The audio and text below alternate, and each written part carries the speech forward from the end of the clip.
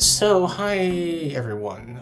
This is a bit of an emergency recording and podcast because today, which is Monday, as we're recording this, the Supreme Court handed down several decisions, of which one was really alarming. And I had talked earlier with Lisa Graves, head of True North Research, who had been warning about all this stuff when I talked with her previously and on other occasions. And I wanted to get somebody who's actually following this to weigh in. So, hi, Lisa. Paul, thank you so much for inviting me back on. I really appreciate it. Yeah. Uh, there were obviously several decisions that came down. And the one that, I have a personal stake in a little bit because she's a friend is Lisa Cook at the Federal Reserve Board. But Humphrey's executor. This is absolutely mind-boggling. So why don't you talk about Humphrey's executor, and then we'll talk about the background and what this says about the Roberts Court. Yes. So this case today, in the Slaughter case involving the FTC, is a case where the Roberts Court has overruled nearly a century of legal precedent, which prohibited presidents from firing commissioners on specifically the Federal Trade Commission. The case that you mentioned, Paul, Humphrey's executor, was specifically about the FTC. It was about this provision that barred FDR, Franklin Delano Roosevelt, from firing who Hoover appointed that commission because when Congress created the FTC, it set a standard that required that you would have to have cause to fire someone outside of their term. The way the FTC is set up is that it has 5 commissioners. By statute, 3 of those commissioners are appointed by the president, 2 from the president's party, and 2 are not from the president's party. What's happened over the past year is since Donald Trump became president again, he fired the Democratic commissioners on that commission. And so for the last 15, that commission has had only 2 commissioners, 2 Republican appointees, which has meant there hasn't been a Democrat even in the room to consider these cases that are brought to the FTC, which relate to the power of huge corporations to merge with one another or not. And so in essence, the FTC investigates proposed mergers and other things that might be considered a restraint on trade or affect the ability of consumers to get a fair price on things, for example. And what Trump has done is that he's basically dominated that board in defiance of the plain language of the statute. So an illegal action by Donald Trump that has been countenanced by this Supreme Court, which allowed that firing to stand, in essence, did not allow the lower courts to reinstall Slaughter to that post while the case was pending. And then just today ruled that, in fact, under their new approach to the Constitution, Donald Trump has the power to fire anyone at any independent agency other than the Fed, it seems, no matter what Congress has said. And this is the result of an invention of a theory from the Reagan revolutionaries back in the day to try to aggrandize presidential power through what they describe as the unitary executive theory. So the bottom line is that this ruling by the Roberts Court will allow more of the corruption that we've seen going on by this administration in terms of people who may be donors to Trump, seemingly getting off of investigations or having their mergers go through. And we will not have a commission at the FTC that has any independence, just loyalists for Donald Trump for the foreseeable future. So this is saying, it applies obviously not just to the FTC, but to any agency except weirdly, although at some level comprehensively, but not the Federal Reserve, but that the FDA, that if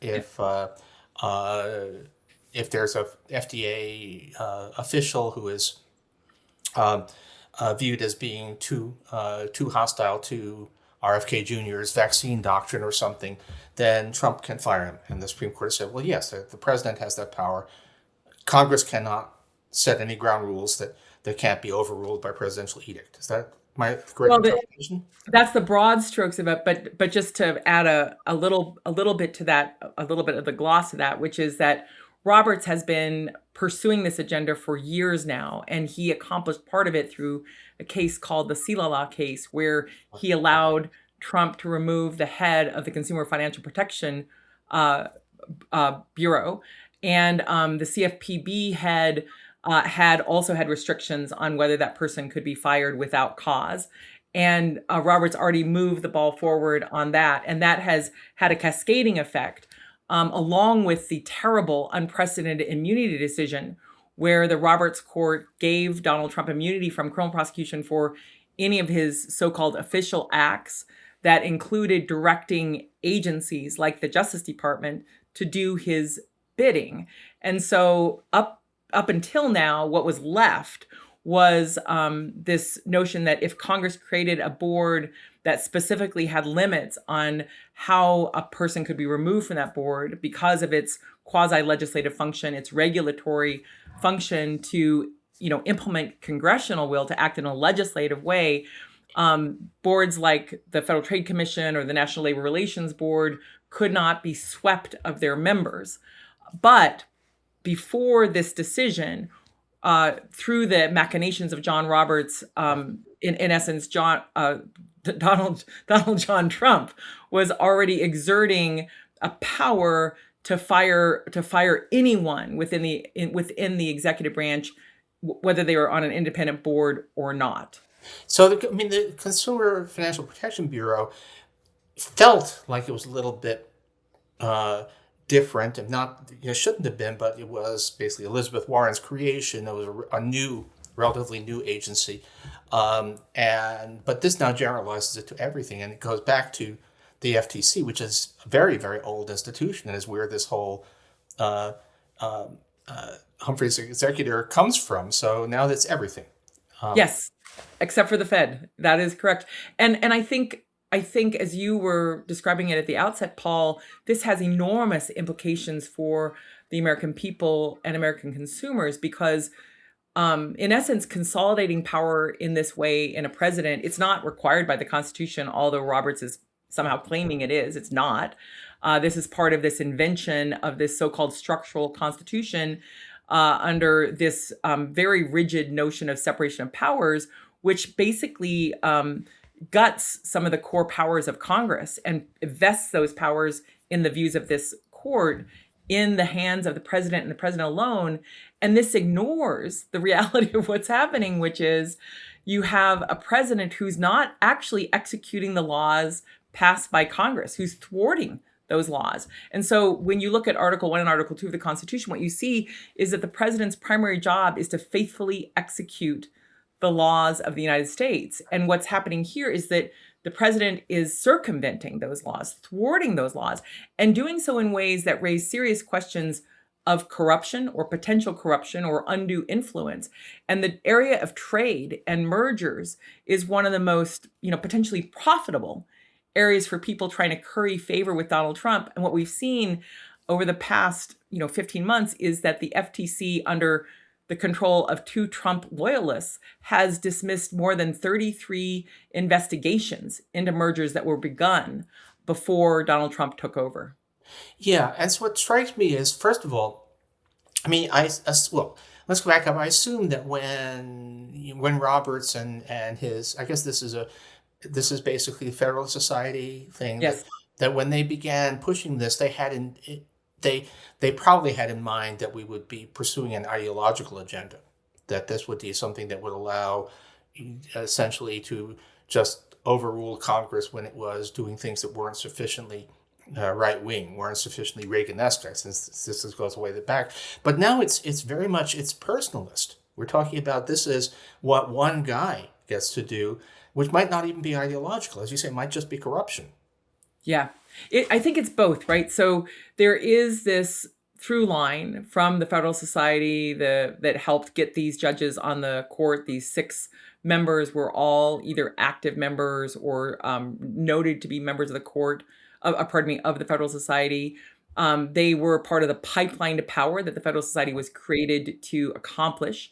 That since Roberts and Alito and the 3 Trump appointees, they were all appointed in the aftermath of the No More Suitors campaign by Federal Society activists to say they didn't want judges who were going to follow the precedent. They wanted people who were going to basically be ringers and change the law to reverse the progress of the 20th century. And this attack on what they call the administrative state is really an attack on expertise. It's an attack on the ability of agencies to do the job Congress has entrusted them to do, which is to faithfully implement those laws in defense and in pursuit of the interests, the public interests of the American people. So you now have this convergence between a president who is so determined to take cash in many ways out of other people's pockets, including the pockets of the taxpayers, in order to advance himself, aggrandize himself.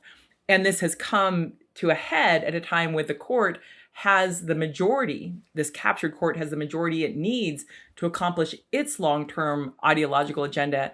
And what a lot of people don't realize is that when you look at the Supreme Court, this 9-member court, and the 6 members in the Republican appointed majority, 5 of those 6 members were executive branch attorneys.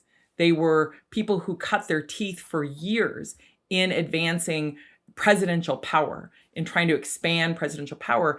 And they've acted, I think, with a real arrogance toward congressional power, a hostility toward congressional power, and with a bias toward their own longstanding agenda as lawyers, as Republican lawyers in this cause. And they're moving forward even at a time when we have a president at the helm who is abusing his power almost on a daily basis in terms of asserting extraordinary king-like powers to do almost anything he wants. I would actually disagree with that. I don't think it's almost on a daily basis. I think it's at least It's an hourly basis, right? Yes, I'll take that correction. Yeah, I mean, but I would say that and what strikes me, and I don't think you say that they're all basically cases brought that we're trying to stop corporations from doing stuff, and those are all being, but so the ability to exercise the function of the FTC as a guardian of the public interest is eliminated, but it's also a negative power. You can imagine that merger, a merger that the FTC would normally have blocked is allowed, but also one that would normally have approved could be blocked. Yes. if the corporation in question has not cut Jared Kushner in on the deal, basically. Well, right. I looked into those instances where you can see, the list of the various mergers that the FTC has stepped away from investigating. And one of the things I saw was that before Trump's appointees took office, there was a Joe Biden appointee. Her name is Lina Khan. She'd been a vocal critic of Google and Amazon's market powers. And what happened in one of these cases was that the FTC terminated the examination of one of Google's acquisitions. So you had, Google's CEO at the inauguration last year. You had the giving by Google Alphabet, like $1 million to the inauguration committee. You have a tie-in on underwriting the Trump ballroom, and then you have an FTC that is not pursuing a further examination of that acquisition. Maybe it would have been approved with the full commission. Maybe it wouldn't have. We don't know. But what we do know is that, there are other ongoing investigations, and, perhaps around Facebook, for example, maybe in their view or in someone's view, Facebook hasn't ponied up enough cash to get that dismissed. It creates this real environment of coercion and shakedowns, the perception that if you're not playing ball with Trump, you're going to be treated unfavorably. And in fact, he's routinely threatened companies that he thinks, aren't sufficiently loyal to him. Yeah, it's so raw and out in the open now, and it just. By the way, I have. Lina Khan is impressive as hell, and I had a dialogue with her at the Graduate Center a few months ago, and it's she's now advising Mamdani in New York. But it's just worth saying that there are a lot of the players in this have been around for a while and keep on showing up in different venues. But this is I'm thinking first of all that this is. The power to do favors is also the power to withhold favors. Yes. So this is, as you say, it's an enormous source of potential corruption. you also have to wonder um, if you're a business, do you even know what the ground rules are? That's what Yeah. I'm wondering about a lot now. Well, I think that that is a really good question. And it reminds me of this historical episode from that robber baron era when Teddy Roosevelt was president. And the big companies, the Standard Oil, for example, the mega millionaires who would be billionaires today, were exerting such power over Congress that the smaller companies, the medium-sized and smaller companies, were being shut out of the ability to really influence legislation. And that resulted in the Tillman Act, which is still on the books, that bars direct corporate contributions to a candidate. They get around that through PAC donations that are allowed, or through giving now to these C4 nonprofit groups. But since about 110, 115 years ago, it has been banned for there to be direct corporate contributions, because at that time, other businesses who weren't the super bigs were feeling like they were getting the raw end of the deal. And so I think that that's that's probably repeating now, where there are smaller companies that can't afford to make $1 million donations to the inaugural committee, or make tens of millions of dollars of secret donations to this ballroom boondoggle, who are going to be disadvantaged because they can't, in essence, buy their way in potentially to favorable treatment. Yeah, I mean, even big corporations who happen, for whatever reason, to be not sort of buddies. It does definitely look like this administration has it in for Anthropic. I'm sure Yeah. that they're not angels, but this is still pretty amazing that this is one of the to the extent there's such a thing, the best AI out there, but are not friends with the president, and so they're Well, right. And look what happened at TikTok. For quite a while there, we were hearing all of these attacks on TikTok, concerns about security or security access through that app. And, with the visit of one billionaire, Jeff Yass of Pennsylvania, who's one of the 15 richest billionaires in the world, who made part of his fortune on super rapid trading, but another part of his fortune on an early investment in ByteDance, the owner of TikTok. After one visit to Mar-a-Lago by Jeff Yass, suddenly Donald Trump was singing a different tune about TikTok, and then ultimately intervened in a way that ended up giving some of his allies ownership in TikTok. And so you have this real, I would say it's like the most generous thing I could say would be it's unseemly. It's outrageous actually to have a president engaging in sort of corporate manipulation in this way to reward his friends and punish his enemies, as we've seen with Trump going after law firms, Trump going after universities, Trump assailing different corporations who he dislikes or who he considers not to have donated to him or advanced him. This is extraordinary in American history. I think it's unprecedented, actually. Even with the corruption that was unfolding during that robber baron era, I think we've never seen anything like this kind of grift and graft. And this corruption is inherently, it's inherently destabilizing to American society, to American business, to investments in the United States. If the U.S. becomes, as it is becoming, a society in which basically you have to engage in these sort of legalized bribes, although I'm not sure how legal some of them may be ultimately, that changes the U.S. as a economic superpower of stability, regardless of what a particular policy preference may or may not be at a given time. This is an extraordinary devolution of Americans' role in both the U.S. economy, America's U.S. economy, and our role in the world, to have a situation where companies and countries have to pay up to a president or cut a deal with the president's son-in-law or Howard Lutnick on minerals or what have you, or where someone can make a call to the Pentagon to get a special contract approved for Donald Trump's sons. Like, this is, as you said, not just corruption on a daily basis. Whether it's legally actionable, some of them may be, some of them may not be, but on a moral level, it's corrupt on an hourly basis. Yeah, it's my back of the envelope says that we are having a teapot dome scale Yes. bribery scandal on average every day now. So Mm, the yeah. you mentioned early on devaluing expertise. the role of experts in a lot of this stuff. Do you want just? I was a little bit unclear, but I think that this is part of the issue is whether there are sort of procedures for consulting experts on things that will now be by the board. Is that right? Or Yeah, I mean, and this is part of a broader trend. It transcends the slaughter case. yeah, But what we've seen is a real war on expertise. Certainly part of that was through the DOGE efforts of Musk. I refuse to call it Doge. I think of it as dodgy.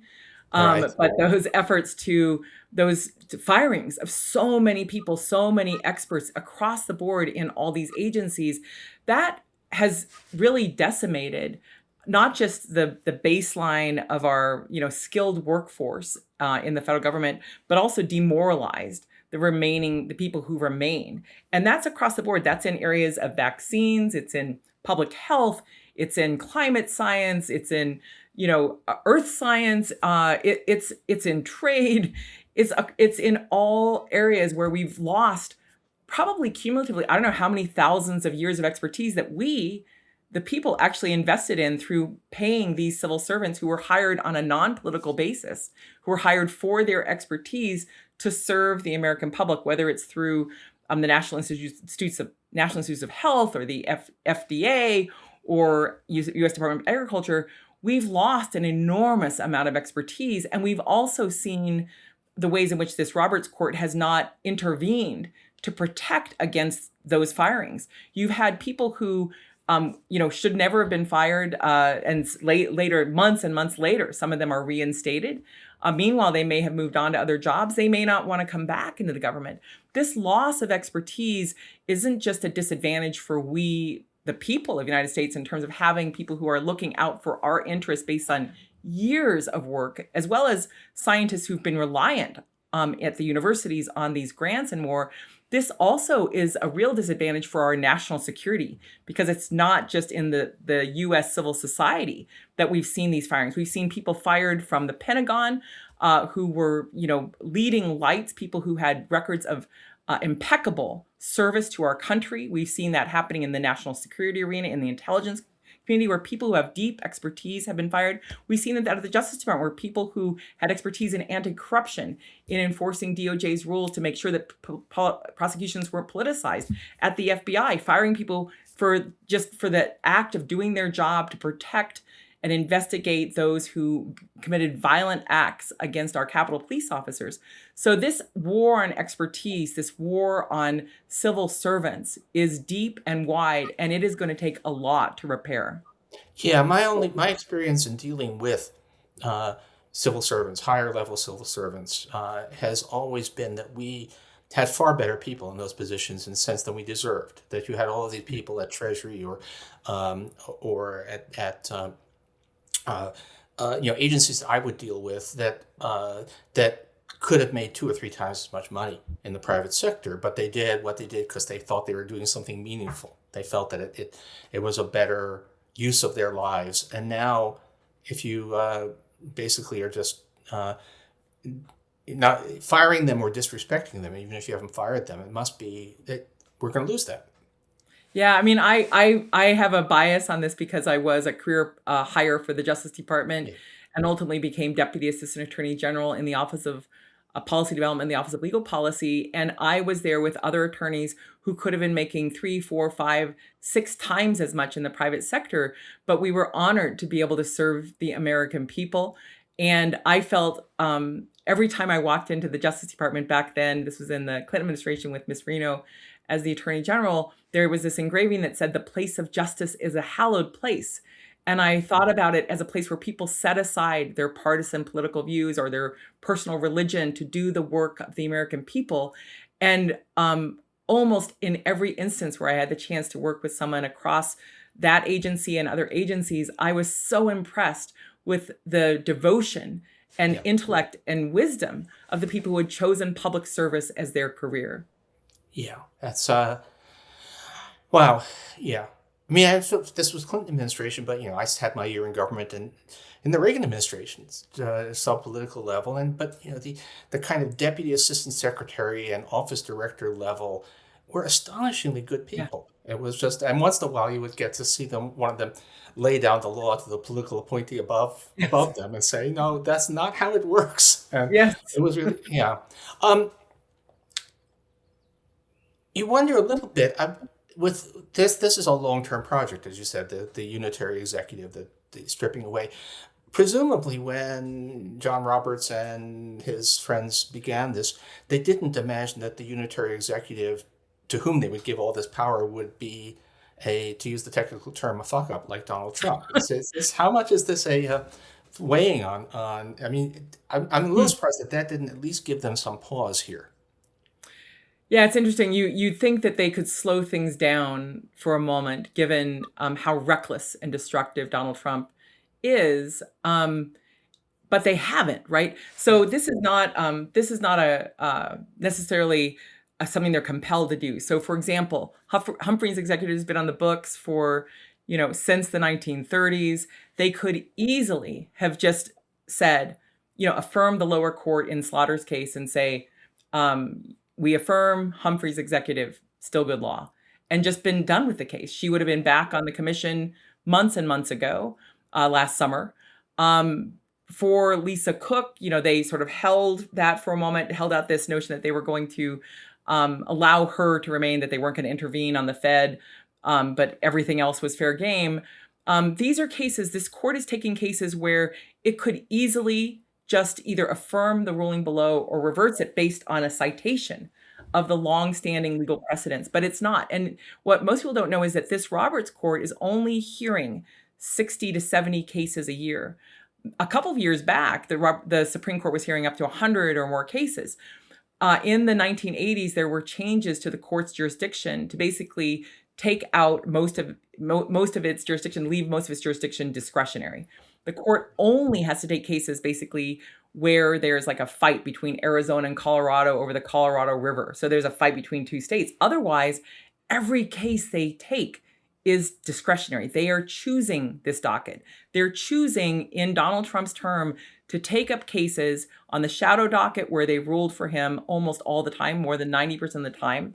And on the main docket, the docket that we're seeing the decisions coming out now, those are all cases where the Roberts court has decided to have an oral argument in this case and issue a decision, even where the longstanding precedent is against Trump's actions. And so I wish that they had some heartburn over it. They don't seem to, though, because they could easily, in the Slaughter case, have said, no, she has to go back on that commission under the longstanding precedent of Humphrey's executor. And they chose not to do so. And they chose not to do so even as the Musk operation, the DOGE operation, and more were decimating our agencies. We're decimating not the FTC in that particular sense because it was hitting all the agencies, but they did so knowing who Trump is and knowing what he's doing. And now they have to know him even more, right? In some sense, we are all the reflecting pool, and now yet they're giving him unbridled power. Just amazing. Suppose that we actually do manage to have a genuine election in 2028, and the next president is a Democrat. What do you think this court does then? Well, if the court were principled, and I don't think it is, then it would, in essence, allow a Democratic Senate to confirm only Democratic appointees to those agencies and let them revise the rules and restore the statutory, actions, the regulations that were stripped away by Trump. The reason I'm reluctant to believe that they will allow this to happen is how this court behaved toward Joe Biden and toward Barack Obama. So during the Biden administration, there was a very modest student debt relief proposal. It was, I think, about $10,000 for people who made just about the average income in the United States. And that was based on a law that allowed emergency debt relief. It was expressly allowed for emergency debt relief. We were in an emergency under COVID. People were losing their jobs or weren't working as the economy was cascading. And that was the statutory basis for Biden doing so. But this Roberts court asserted that Biden couldn't do that this was a so-called major questions doctrine, and things like that had to go through Congress, that a president couldn't just implement this through a regulation. And yet Donald Trump has done something far broader and deeper than that small, modest debt relief on a daily, if not weekly basis. And the court has barely breathed the words major questions doctrine. And that so-called doctrine, which is really a theory, was invented to gut our power to mitigate climate change through the EPA. That was in a case that Charles Koch and his billionaire-funded groups basically aided in the West Virginia versus EPA case, where the Roberts Court invented the notion that the EPA could not regulate carbon without specific congressional approval under the so-called major questions doctrine. And so in that instance, what you had was, again, what I consider to be a modest effort to mitigate climate change by way of requiring utilities to invest more in solar and wind energy to help address the climate changes underway, not a radical, a cutting off of fossil fuels or anything, but just a transition. And that was blocked by the Roberts Court. So when it comes to a Democratic president, they seem very eager to block actions that are ameliorating or compromises. But when it comes to a Republican president, they seem very eager to do the opposite, to allow even some of the most radical actions to take hold and proceed while litigation goes forward, or even to authorize and give a blessing to those actions. Okay, and... Well, was that too depressing? But there's hope. There is hope. Should I say there's hope? There is hope. Can I tell you what's the hope, actually? What does Supreme Court Project 2029 look like? What do we do? Yeah, look, this is a situation where we have not just executive branch aggrandizement, but we have judicial supremacy happening. Right. We have a Roberts Court that is deciding that it is the decider, basically being the kingmaker for Donald Trump, but also the decider on almost any issue that they want to take up and issue a decree on. And that is disempowering to the American people, to representative government, to our democracy. And so what we need to have is a really robust Congress. We need to have people, in my view, personal view, elect people to Congress who are going to clean house, who are going to deal with this corruption. In the near term, who are going to investigate this corruption and engage in oversight in ways that make it crystal clear to as many people as possible how this is not a tenable way to run a democracy. And then build on that to hopefully sweep into power real reformers in 2029, like what happened with Franklin Delano Roosevelt, where you have a real surge in demand by the American people to clean things up and create policies that actually help the American people. So if we can move forward, despite the threats this president is making, with the aid of this court in terms of intervening in this midterm election with the map drawing, if the will of the people can prevail as you see it in the polls, then we have a real chance not just at a rebuke of this corruption, but actually of creating new ways to protect our interests and having an even more vigorous federal government that can help serve our needs. But that's going to also require court reform to be part of it, because this court will strike down the same thing if it's passed again unless we reform this court. Okay, and we're going further along, but what does reform look like? Is it court packing? Is it something like that? It's all the above. I think we have to have a real conversation about how we contain this out of control court. It could be expanding the court. There's no number set in the Constitution. 9 isn't the magic number. The Republicans were willing to have 8 as long as it served them. When they were blocking Barack Obama's nominee. I think we have to look at jurisdictional reform. Article 3 of the Constitution specifically allows Congress to set the jurisdiction of the Supreme Court. It's in plain language there. We certainly need ethics reform, because the court has also been enveloped in a cloud of scandal over trips and kissing up to billionaires by Clarence Thomas and other members of that court. And we also need to have a real sense of our power in the 21st century, the American people's power to have a people's Congress that actually represents our interests and not just the interests of the richest few. Like, because of this Roberts Court in the Citizens United ruling, because of the concentration of wealth as Ronald Reagan sought to take down that the percentage, the progressive taxation of billionaires, and now we have these billionaires that have so much money they can invest, millions, hundreds of millions in elections without missing a beat. I did a calculation once, by the way, on Jeff Yass in terms of his spending in the Pennsylvania Supreme Court race. And his spending, which was in the millions, was the equivalent of an ordinary Pennsylvanian buying a coffee and a bagel once a week, because they just have so much money. And that's because, not just because they're lucky and they've got money to invest and risk, it's because the tax rate is so out of whack and has to be fixed as well. Okay, well, let's hope for the best, but my God, not among the reasons not to celebrate the 250th anniversary in as wholeheartedly as one might have liked. Thanks for talking to me. Oh gosh. Especially on such short notice. Wow. Well, I will say, there still is a lot to celebrate, and we can set the course of the next 250 years if we don't give up and we don't give in. Okay. On that note, let's press on with the fight we are in, as Lincoln would have said. Okay. Thanks, Paul. Thanks.